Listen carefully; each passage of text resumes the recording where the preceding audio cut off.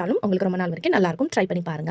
அடுத்த டிப்க்கு நம்ம யூஸ் பண்ற தோசைக்கல்ல சம்டைம்ஸ் தோசை ஊத்தும் போது வரவே வராது. ஸோ வீக்லி ஒன்ஸ் இந்த டிப்பை வந்து நீங்க ட்ரை பண்ணிட்டு வந்தீங்கன்னா உங்க தோசையும் நல்லா வரும். தோசை கல்லையும் வந்து பாத்தீங்கன்னா நீங்க மெயின்டைன் பண்ண மாதிரி இருக்கும். அதுக்கு வந்து நான் இங்க உப்பு தான் சேர்த்திருக்கேன். ஸோ உப்பு வந்து லைட்டா கேஸை வந்து ஸ்லோ சிம்ல வச்சுட்டு உப்பு சேர்த்ததுக்கு அப்புறம் இந்த மாதிரி ஐஸ் கியூப்ஸ் வந்து சேர்த்துக்கோங்க. அப்படி ஐஸ் கியூப்ஸ் இல்லைன்னா ஐஸ் வாட்டர் இருந்துச்சுன்னா கூட சேர்த்துக்கலாம். அதை சேர்த்துட்டு இந்த மாதிரி அதில் நல்லா கரைய விடுங்க. கேஸ் ஸ்டவ் வந்து ஹை ஃப்ளேம்ல வைக்கக்கூடாது, லோ ஃப்ளேம்ல தான் இருக்கணும். இந்த மாதிரி ஸ்லோவா வச்சு நல்லா இந்த மாதிரி தேய்ச்சி விட்டுட்டு ஸ்க்ரப் பண்ணிக்கோங்க.